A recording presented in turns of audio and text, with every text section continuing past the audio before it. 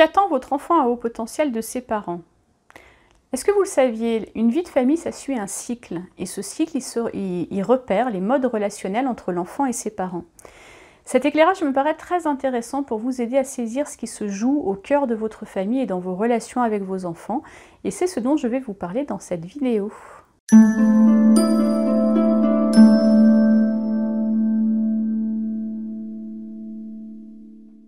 Bonjour, je m'appelle Séverine Guy, je suis éducatrice spécialisée, je suis maman d'un enfant qui a été identifié à haut potentiel et je suis votre créatrice d'harmonie familiale.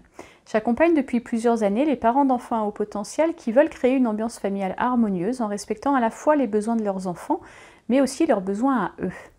Si vous cherchez des ressources pour vous aider dans votre rôle de parent d'enfants à haut potentiel, je vous invite à regarder dans la description de la vidéo, vous allez y trouver le lien vers le guide éducatif gratuit que j'ai créé pour les parents d'enfants à haut potentiel et vous y trouverez également les liens vers mes différentes conférences en ligne. Cette formation du cycle d'évolution de la famille a été élaborée par le docteur Reynaldo Perón, qui est un psychiatre systémicien, en 2001, et ça a été réélaboré par Fabrice Bach dans le cadre des enfants à haut potentiel en 2004, comme il l'a décrit dans son livre La précocité dans tous ses états en 2013. Nos vies de famille respectent 6 phases. Première phase, la famille nourricière. Avant 2 ans, le tout petit enfant il a un besoin vital qu'on s'occupe de lui. La famille, elle joue le rôle de la famille nourricière. C'est celle qui nourrit, qui porte de l'attention, du soin. La famille, elle répond aux besoins de base, aux besoins fondamentaux, mais aussi aux besoins affectifs du tout jeune enfant.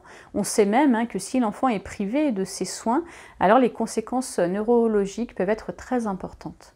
Ensuite, il y a la famille éducatrice. Vers 2 ans, la famille elle va changer de rôle auprès de l'enfant. Elle devient la famille éducatrice, c'est-à-dire celle qui accompagne l'enfant dans ses premiers apprentissages. Elle va lui apprendre à marcher, à parler, à se servir de différents objets.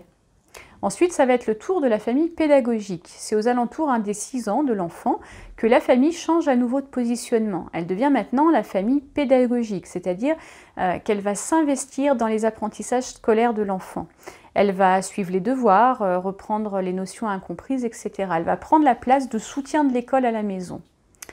Ensuite va venir la famille guide. Lorsque l'enfant entre dans l'adolescence, aux alentours des 11-12 ans, la famille devient la famille guide. Elle va lancer les actes directeurs de la vie de l'adolescent et c'est en s'y opposant que l'enfant va intégrer les règles. Et puis la famille réflexive, lorsque l'enfant atteint les 18 ans, la famille ça devient une famille réflexive. Le jeune il est sorti du nid familial et il y revient pour trouver des solutions aux difficultés qu'il rencontre. Il n'attend plus de ses parents qu'ils lui donnent des solutions, mais bien qu'ils l'aident à réfléchir pour qu'il trouve une issue à ses difficultés. Alors si vous m'écoutez aujourd'hui, vous êtes très certainement le parent d'un enfant à haut potentiel et vous devez sourire en écoutant ces différentes phases de cycle de vie de famille. Et vous avez raison, car avec un enfant à haut potentiel, comme l'a décrit Fabrice Bach, les choses se passent un peu différemment. Le cycle de la vie de famille de l'enfant à haut potentiel, il est souvent bousculé. Très rapidement, l'enfant ne cherche plus une famille nourricière. Il s'autonomise à vitesse grand V, il veut faire tout seul, il veut être un grand. Et puis la famille éducatrice, elle est aussi rapidement balayée.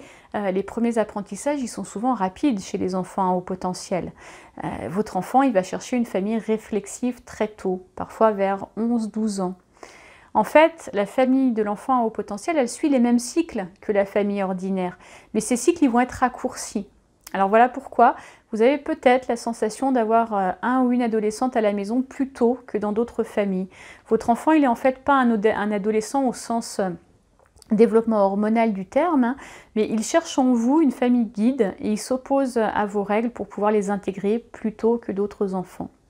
On parle souvent des avancées intellectuelles des enfants à haut potentiel, des spécificités, c'était difficile à dire, de fonctionnement de leur pensée et de leur mode émotionnel. Mais il me paraît vraiment essentiel que vous ayez connaissance de ce décalage dans les attentes de nos enfants quant au rôle de la famille et leur âge réel. Ce ne sont pas réellement des adolescents, ils n'ont pas le même développement physique qui caractérise la période d'adolescence, ils n'ont bien souvent pas non plus les préoccupations affectives et sociales de l'adolescence. Pourtant, vous avez désormais à la maison un enfant qui est à la recherche d'une famille guide pour pouvoir continuer sa construction psychique à son rythme, à un rythme un peu accéléré. Alors et vous, dites-moi dans les commentaires si vous observez dans votre vie de famille cette accélération des cycles de la vie de famille avec votre enfant à haut potentiel. Et puis si cette approche de la vie de famille vous éclaire, n'hésitez pas à la partager sur vos réseaux. J'espère que cette minute éducative aura nourri votre réflexion. Je vous donne rendez-vous très vite pour une prochaine vidéo. Pensez à vous abonner à ma chaîne et à activer les notifications pour être alerté de leur mise en ligne. Prenez soin de vous, prenez soin de vos enfants et moi je vous dis à très bientôt.